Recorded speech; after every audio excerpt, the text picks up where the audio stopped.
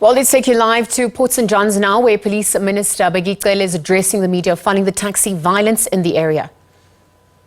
Prosecuted, directed kind, so that when we collect those people again, of whom the police say they know where they are, those 14 people, they must be collected, put through the process and all that.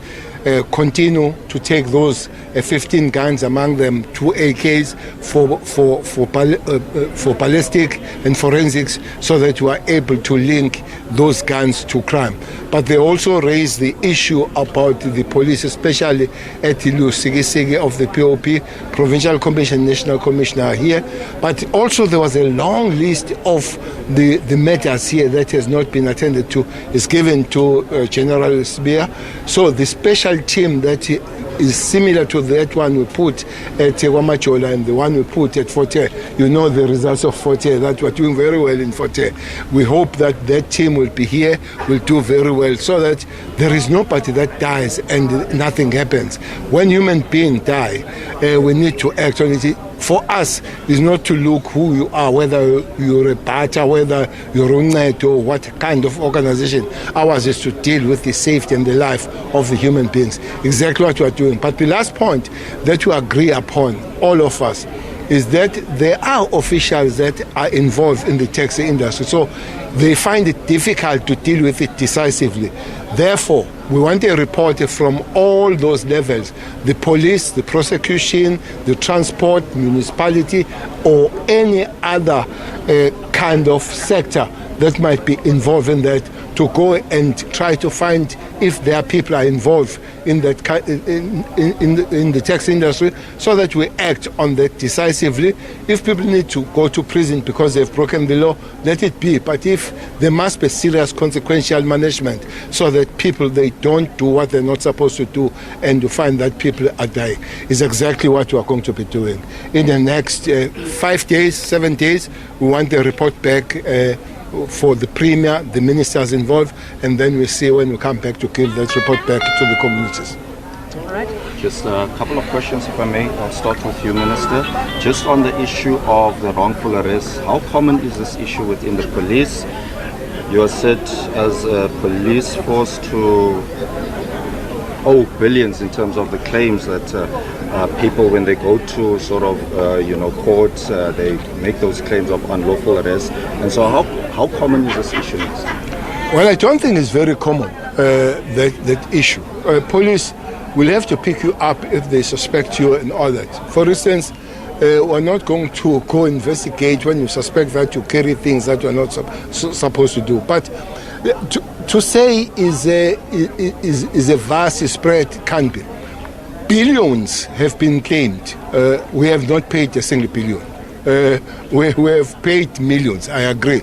But when you go and you look at claims, indeed, people have claimed billions. Some of them, there are very unscrupulous kind of lawyers, I must say, who go to people that have been correctly arrested and say to them, go and raise this, some form of some fundraising in some of these lawyers. Actually, they started with the RAF accident fund, so they found a new one. We are trying to close that gap in 2 ways. That we must oppose those things, but police must also do the things within the law. But sometimes we need to agently act. If we see you running with an AK in the bush, we're not going to be running for a warrant of arrest. When we saw you running in the bush with the AK, when you see you raping a person, we're not going to go and say, continue rape. We're still trying to find the warrant of arrest and all those. And those people go there.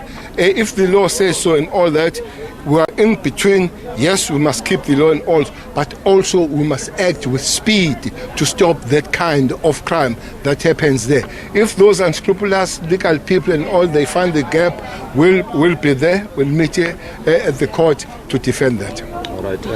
Yeah, just one question to you, Minister. The previous Minister, Bheki Cele, often spoke about trying to regulate the taxi industry, and this will go a long way in ending issues such as taxi violence. During your tenure, will that be something that you will look into, ensuring that taxis or taxi bosses are not fighting over routes and other issues? That's exactly what we are doing. As a matter of fact, in terms of the National Land Transport Act, you cannot operate as a taxi person or industry if you don't meet the requirements of the Act. So today, the operations of the taxi industry are regulated and legislated. The National Land Transport Act is very clear on how you apply for providing public transport, how you apply for an operating license, and what are the conditions that must go there in terms of the Act, and how you must therefore comply with the conditions.